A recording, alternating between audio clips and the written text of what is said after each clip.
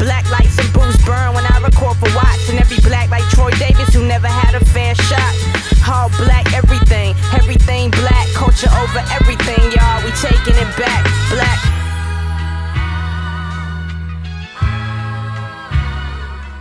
This next segment, that I'm going to call the pedagogical playlist, and that's a shout out to Dr. James Braxton Peterson, who has a wonderful book that's going to be published next May called Hip Hop Headphones. And I'd like to describe it as a book that conceptually is like Du Bois' Souls of Black Folks, right? Souls of Black Folks, I would argue, is the first black mixtape of the 20th century because it is a mixed genre book. Right, there's a eulogy, there's music review, political commentary. I mean, again, and part of it is because he's publishing bits and pieces of this stuff in the Nation, and then bringing it together, in this book. And so, James, literature reviews and autobiographical stuff, and then he has this section about playlist, and we are teaching, the BuzzFeed generation. Right, BuzzFeed's success is at 23 things that you need to know. And we will all sit there for 3.5 minutes and watch those videos and in fact learn something, right? So it's actually doing some interesting pedagogical work. So in the book, James talks about these various lists that he's created, playlists that he's created for the classroom to be able to get his students to engage. When you think about Chris Rock's movie Top 5, right, it's a version of that, right? Name your top 5 rappers, right, and then sit there and do the labor of detailing, right, why they're your top 5, right?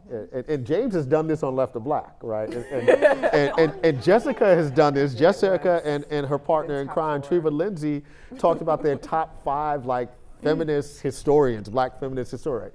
So we're going to do a little bit of that with the 3 of them on stage. So, kind of recalling Dave Chappelle's The Racial Draft, you are going to draft right now your top 5 picks that if you were going to start a black social movement right now, your dream team of black social movement, who would your top 5 picks be? Dead, alive, fictional.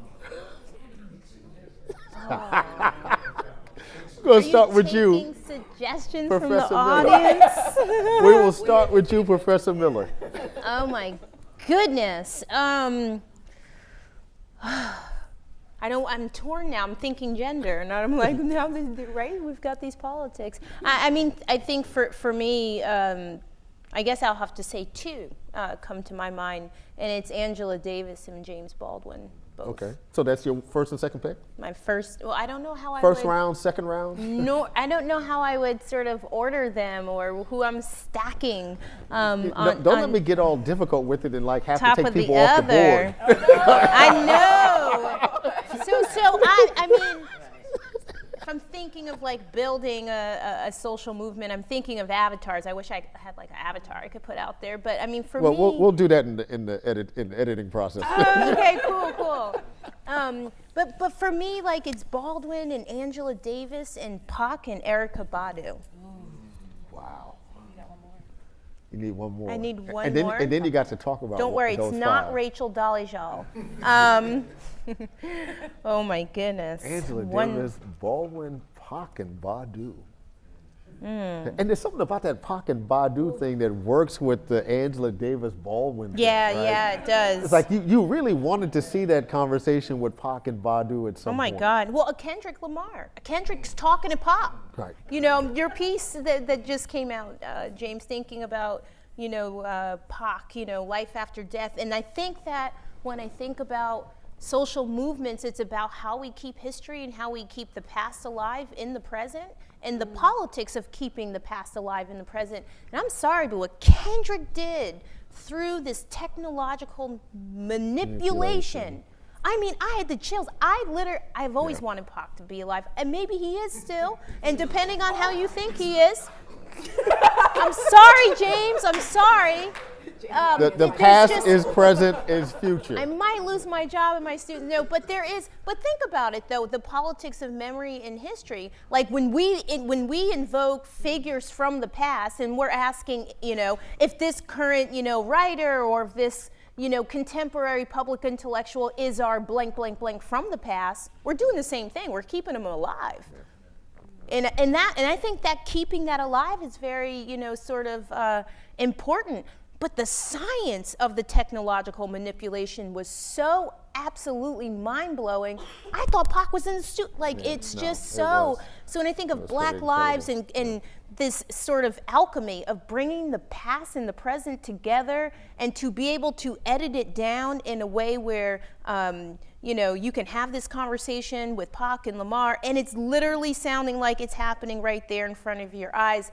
That is the sort of complexity, I think, of social movements. That is social movement work, making Pac relevant, because I teach Pac in the classroom, among others, and I forget my students don't know Pac. It breaks my heart, and it makes me, again, think about generations. Baldwin, because I think Baldwin is just so incredibly, just Baldwin and right, and to think about the way that he was and wasn't open to contestation and revision and updating and revising, whether it was the first person narrative being the most terrifying narrative. I'm not going to critique France. I'm going to have a critique of France, but I'm actually using geographic space to have, a certain kind of metaphoric distance to reflect on home. And he said, in this interview in '84, I don't know where I would be. If I was 24, maybe I would go to Africa. So I think of Chappelle, right? Like, you run to Africa and not France. And so there's all of these interesting things. But the reason why Baldwin comes to mind, Baldwin reminds me a lot of Pac. They're master skeptics, I think. And they're so, when you talk about giving back the problem to, the problem maker, I think both Baldwin and Pac are able to do that in such a brilliant way. And I'm thinking of, I love this one interview from Baldwin, "Who is the nigger?" And he's like, look, I know it's not me. I've always known it's not me. America, I give you your problem back, right? So that transcommuter distance forged through the transatlantic, kind of metaphoric distance of which hip hop continues to forge through these digitized moments of distance, but still reminding you of their power. For me, it's like Baldwin, Angela Davis, because for me, you talk about post-secularisms and secularity. One thing that still so very much, I think, irks me is that Davis is, you've got sexual difference on the table, you've got hardcore Marxist analysis on the table, doing extremely radical things in historical moments, of course, with prison abolition now. Really, really disrupting politics and respectability and transgressing those ideas. And so I guess for me, Baldwin and Kanye kind of does that, but you said 4 or 5. Yeah. 5. 4 or 5. 5. And I guess, if I'm going to put Pac out there, and I've got Erykah Badu, of course. Oh, I'm at 7.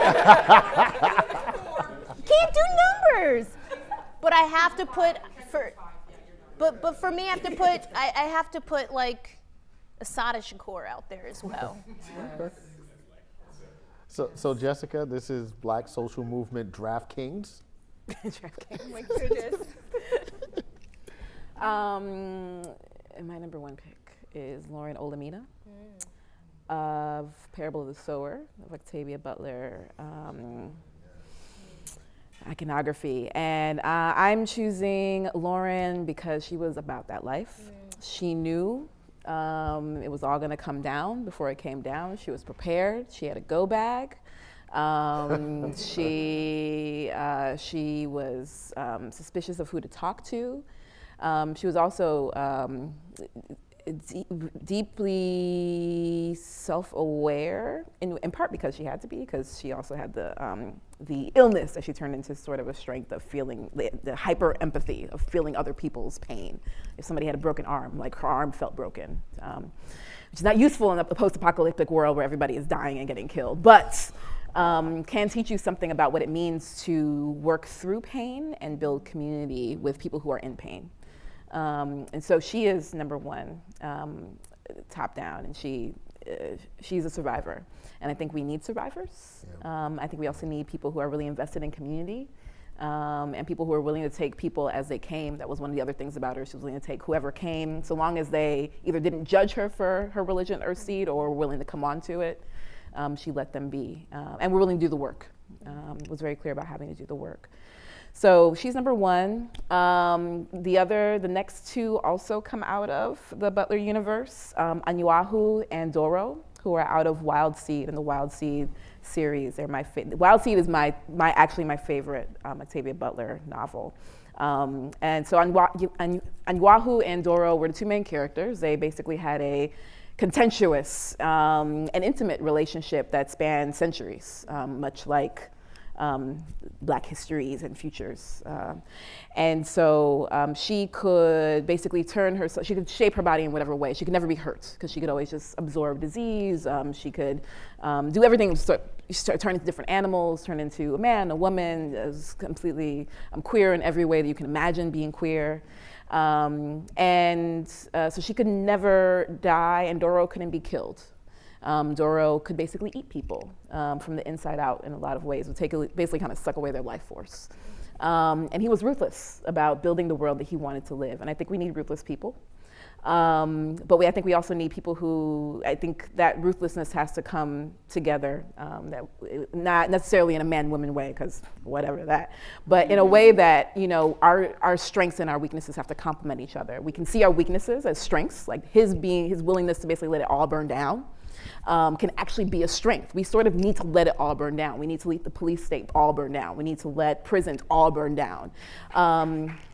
So if we think about that, the kind of ruthlessness that has to come and commitment to another world that comes with that, and being aggressive about that, that's fantastic. That also can go in a very dark way. So then we need people who are basically sort of healers, like Anyuahu was, both to Doro and to the communities that he ended up creating, who can also then say, all right, like what are the ways that I can help to absorb the pain for you, and what are the ways that we can work together so that we all become invincible, we all can heal anything. So those are three. The other two come out of the real world.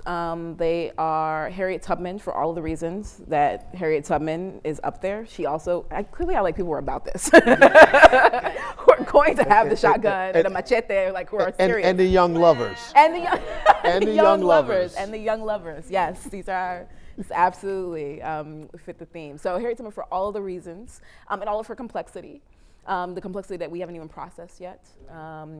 So her, but also I am torn between either Sojourner Truth or Anna Julia Cooper. And this is why I think that we need people who are very much willing to confront power and to speak truth to power. But I'm thinking of a phrase that at the Ferguson is the Future conference, Nayla Hopkinson said, we need people who are strange and bewildering and who are otherworldly. We also need stealth warriors. This was literally her words. And her quote was, we need people for whom butter doesn't look like it would melt in their mouth, but who are doing the work behind the scenes. And Sojourner and Anna Julia Cooper, in both of those, in two different centuries, not totally different centuries, but two different moments, like slavery and emancipation, and sort of crossing in both in interesting ways, did that work. Like they were slicker than snot, and yet they were absolutely aggressive about a kind of radical politics that can also still burn the world down. So like we need somebody on my team who can, because everybody else has guns. Everybody else is destroying everything. We need somebody who's like, it's okay, guys, it's fine. Really, we can play nice, sort of. So. Natanya? You said 5, and, I think diasporically. Of course. And so it's difficult for me to just say 5 from one venue, and then I'm also a historian. So I'm thinking chronologically.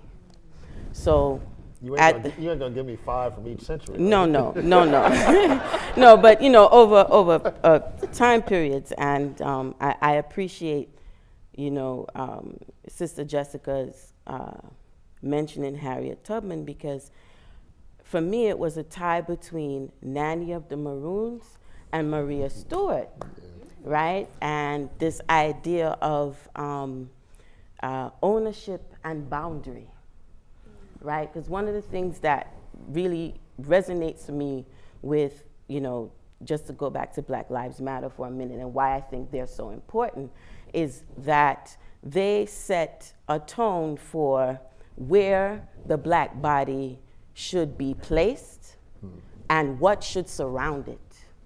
Who is the company? What is the environment? And so often, we get caught up in being the activist, in being, on Front Street, that we forget that we have to surround ourselves with things that are going to nourish us. And so when the Maroons take, a part of the island of Jamaica for themselves, it's not just about, we're going to breed off the British, keep back the Spanish, and claim a space. This is how we're going to protect the Black body and ensure our longevity and our posterity.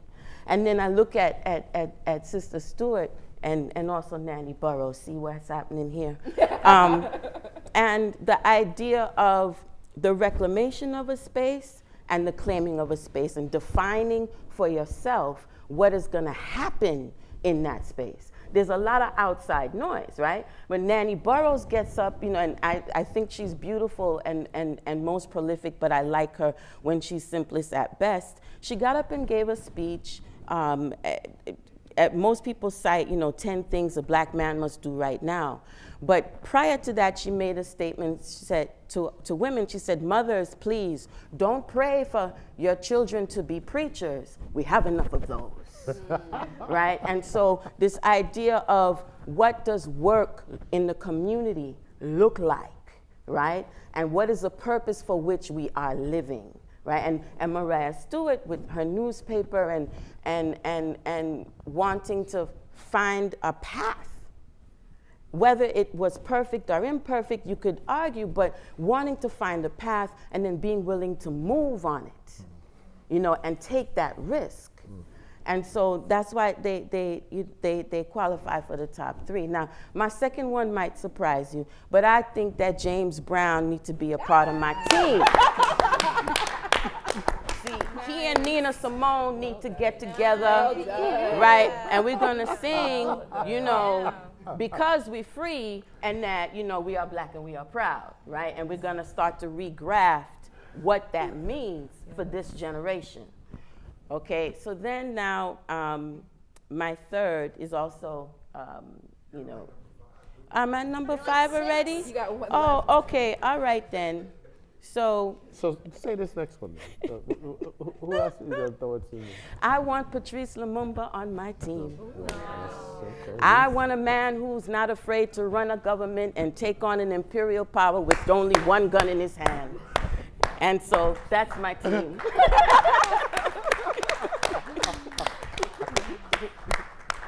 So that works, right? Because your last comments with James Brown and Nina Simone was taking me into the direction of the next playlist as an actual playlist. So, one of the things that's been interesting about this Black Lives moment, and particularly when you think about Ferguson, what do people do when they leave the streets? What do people do to get back to their humanity, to feel? And one of the things that kind of bothered me about some of the formation of Black Lives Matter is that there didn't seem to be a space, because everybody was so serious, to be more fully human, right? And part of that was to feel and to actually pursue intimacy. And I think about that in the context of some of our young folks, and I'm sitting in these classes, and these folks don't slow dance.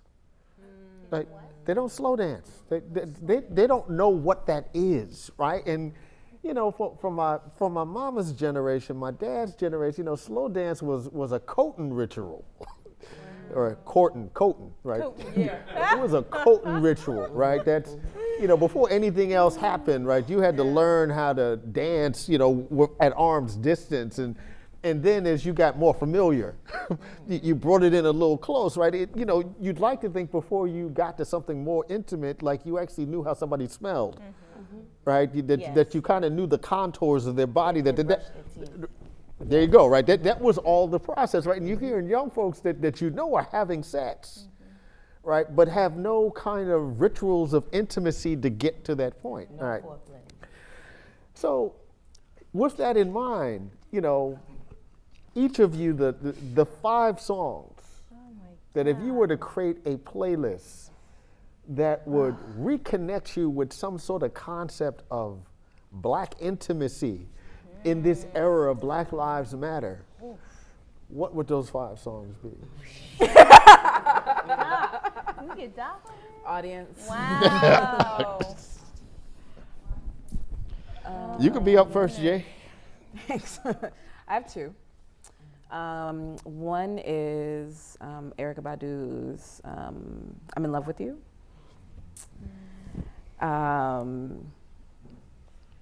Which she does with, who did she do it with? Who's the gentleman on the track? One of y'all know, Marley maybe. But this is a beautiful, beautiful song, and it's basically about, it's sort of a crush song, because you're not sure if they've just met, or if they've been together forever. But it's got a slow sort of Caribbean sound, Caribbean flow to it. So I would do I'm in Love with You, 1. And also it's a good movement song, like I'm in love with you. I'm in love with, And Black Jessica's people. wearing Badu earrings. I by am the wearing way. by Las I Ofrendas. noticed it was by you. Las Ofrendas on Instagram. Awesome. Beautiful, amazing woman of color jewelry maker. So that would be 1. The other one would be Alabama Shake's Sound and Color. So it's a very short song. It's the first song on the album Sound and Color, the same name. But it's gorgeous. It is, and I tune into words. I tune into lyrics before I tune into sound. The sound is sort of beautiful and ethereal and also deeply, almost bluesy, actually, at the same time. But the lyrics are sort of a call for something tactile, you know, like there's a line there that's like, I just want to touch somebody, like I just want somebody near me, I just want to be with somebody. And so it's a kind of call for intimacy, and a draw for intimacy. It's an invitation, you know, come, like, you know, I will touch you without judgment. I will love you without judgment. Or if I may not love you, but at least I will be here for the moment. So there's ways that also has space too. So that's 2. Yeah. Somebody else. That's all you got? No. Somebody else can. Yeah, jump in. Jump in. That's fine. I got Yeah, 3 I'm more to still. think. That's a very deep and important question. But not to go back to Badu and your earrings and all of that. But I think window seat is very, very important for intimacy.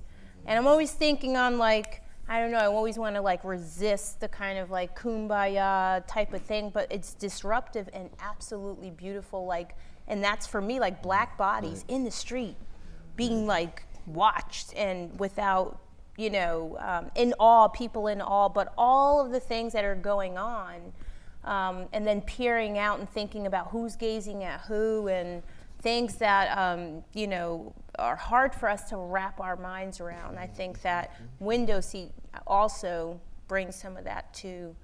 I listen to it often, especially when I want to go into a certain place. So, yeah, it's the nakedness of it that's just very just exposing. For me, Aretha Franklin has a song. I can't think of the right title, but I love it. When you call me, the moment you get there. Call me. Call I me. love you. Yeah. I love you too. Yes. Baby, won't you call me? The moment you get there. Yes.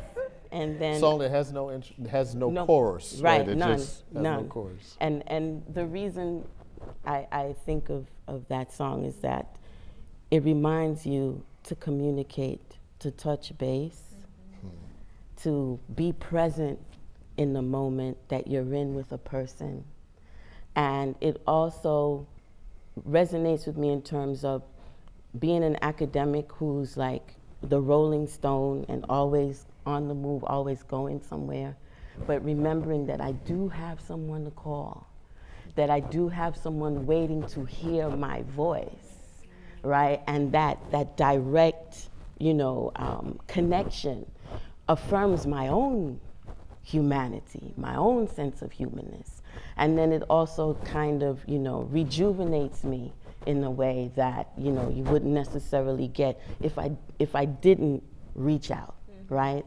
And then, but speaking of reach out, Diana Ross's Reach Out and Touch Somebody's Hand. I think is also a song that, you know, I mean, you can take it any number of ways, but in this moment of, you know, Black death, being able to, and you know, my colleagues here at Lehigh, I think they secretly laugh at me. I hug everybody. When I greet people, I hug them, and they, you know, it's one of the affects of losing my mother before turning age 40 was that I suddenly realized that I might not have anyone to hug me. Then I realized somebody else might not have anyone to hug them. So when I hug, I'm not just hugging for me, I'm just hugging in case y'all didn't get hugged. Okay? And then I like Rebecca Ferguson, nothing is real but love. And in that song, she has a line, no money, no car, no house can beat love. And for me, you know, I listen to that song in my car almost every day. On the way to campus, I get here and I'm hyped because I realize that all I have to give is based on all that the universe, the ancestors, the archives have given to me. And to me, that's love. That people left a legacy, that people took their time to write things, they laid down their life so that I could have this moment. I thank the Garveyite women every day. I have a career, you know. And so for me, those are the songs that mean something. And then, Malik Music's Beautiful is also a very powerful song. I listen to that, you know, to remind myself that I am. So while y'all think about some other songs. I know. She had time. Beautifully wrapped it up. Very well done. Marvin Gaye has this song from the Let's Get It On album, track 3, first side. Go ahead. If I Should Die Tonight.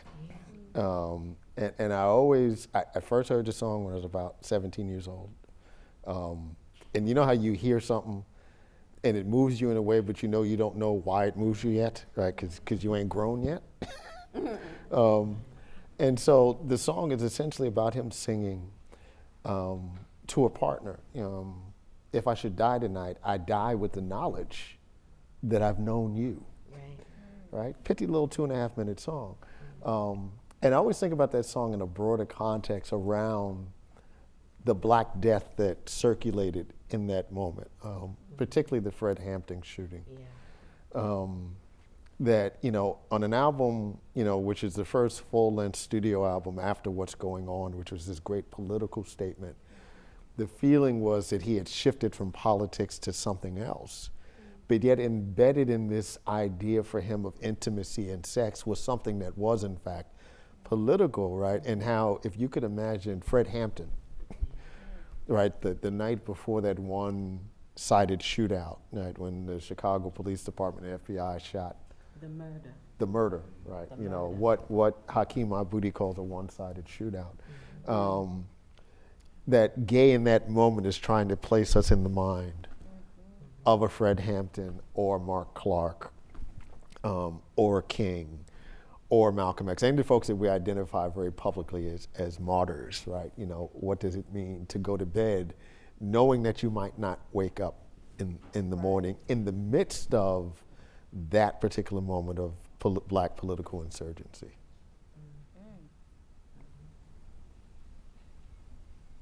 Y'all got more?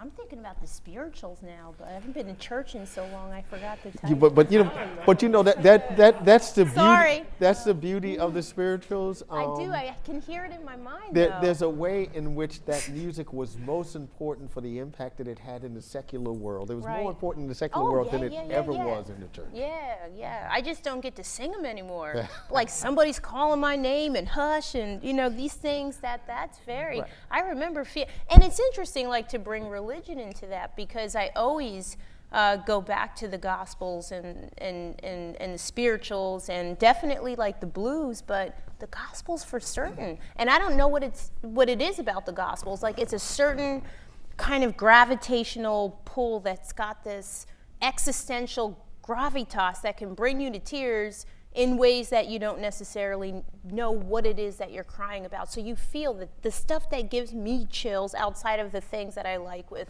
hip hop and rap music, it's going back to the spirituals and like playing these songs that my mom and my grandma gave me. I was raised in the black church, so I'm thinking about those things. And sometimes they don't even have words. It's just like the moaning and the groaning stuff that brings you back to Lining hymns. Yeah. So, and then to think about how that gets, casted out towards social movements and things like that. So I'm over here having my own existential crisis, like, wait, I think I'm a nihilist because I'm not listening to things about love, and I think the things that are about love, are a little bit more rough around the edges, but this is a great exercise to think about, what dimensions we need at particular kinds of times, and when we need to hear the truth and when we need to just kind of go towards a different existential space and moment. For me, the spirituals always do it. Like, hip hop doesn't do that for me on a daily basis, but every once in a while the spirituals bring that affect back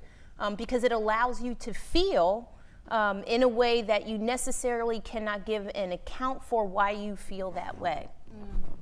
And so it gets me out of the rational, the mind, it gets me in the body, and the body reacts in a certain way that the mind can't make sense of. And I think that's important, not to be disembodied, but to not over-rely on the head, but rely on the heart to get back in touch with those emotions. And as someone who studies Black, humanisms and, secularity and thinking about that, it's important to keep that on the table and alive and well, I think. So. You got me doing my own therapy work over here. It's freaking great. Just to add one last song. She's I know. Just, but these in all honesty, in all honesty, the reason the songs are coming up is that these are the songs that I'm actually listening to. Yeah. And so, don't laugh. No. There's a song by Bob Marley called Exodus. And I just taught that in class. Wow. Oh, all right. Serendipity. Taught Exodus in class. And there's a line in the song that says, "There goes another brother Moses, parting the Red Sea." And I used to think, like, why does he say there's another brother Moses? And I realized that, we all have the potential to be Moses. Including Harriet. Yes, including Harriet. All have that potential. And when he says, movement of Jah people, movement of God's people, I play that while I'm writing to get through, some of the patches. Yeah. And I actually can, for a minute, see the people. So, and I see, when I watch the Black Lives footage sometimes, I see what he was talking about in the song, like, right there. And it's so awe-inspiring for me that, it's one of those songs that I think is like just an ode to the diaspora. And you can't tell me that there is not a quote-unquote displaced Syrian being forced across the continent of Europe right now who at some time in the last 3 months has not listened to that song. That is correct. Right. I would agree. Because Bob Marley was global in a way that we didn't understand when he walked the earth. Yeah. Right. Natanya Duncan. Wait, I got 3. You got 3. Oh, we're still going. Last time we did this, I only had 4, and I'm not doing this again. So I'm not going out like this. Okay, I got 3 real quick. Go ahead. All right, here we go. Riffing off of the spiritual one, the spirituals. Well, no. I'm riffing. One is there are so in Candomblé, Lukumi, Santeria, Regla Ocha, like there are certain beats that go with different Orisha, different deities. There's a beat for Elegua. Yeah. So Elegua starts all the ceremony, starts everything. Elegua is how you talk to, how you open the veil, you talk to the spirits, how you get to the cross, or how you travel. Elegua does it all. It's beautiful. The most recent Elegua one that I've heard is by this group called Ibeyi. Amazing, amazing album. It's very, very short. It's like a minute and a half. But every time I hear it, it just sort of reminds me that there are more things out there that love me. So this is like non-embodiment. This is like transcendent. This is otherworldly, futuristic, ancient, all those different things. So there's that side. On the other side, thinking about love and also how messy it can be and how strange and difficult and how we don't always sort of appreciate that. There's a group out of New Orleans called Tank and the Bangas. They're fantastic, and they have a song though. They have a song called Roller Coasters that would probably go with this theme of love. That's not the one I'm thinking of. I'm thinking of the one called Crazy, which on their live album at Gasa Gasa, it's on Spotify if you want to listen to it, if you want to buy it. They're fantastic. They're in London now doing a fellowship residency thing. The song basically, like the refrain is, you know, la la la la la la la la la la la la la crazy, like that's the refrain. And basically it's this woman who is, you know, like this guy hasn't called her back, and she's like, well, we're gonna go up to his house and we're gonna break in, and I just wanna see if he's there. Like, let's just find out. So there's all these different ways that also is a very visceral experience of engaging with people that we sort of don't appreciate as part of the intimacy of love. And that what's nice about the song is that the whole refrain is about being crazy, but none of it sounds crazy, whether it's the narrative or the way the way the band does the music or the engagement that she has with her background singers. It doesn't sound crazy. It sounds very reasonable. Like, yes, of course you're feeling these emotions. I'm feeling them for you too. Go into his house. Why has he not texted you back?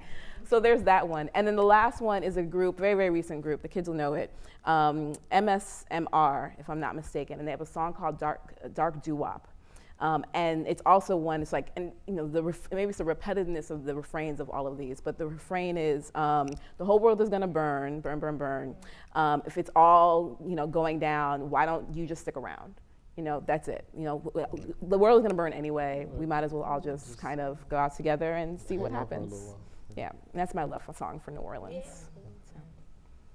So. Wow. From last Natanya Duncan, Monica Miller, Jessica Marie Johnson. Thank you for joining us this evening. Thank you for those of you who are here.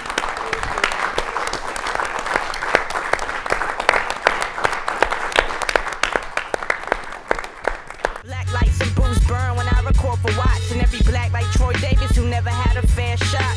All black everything, everything black, culture over everything.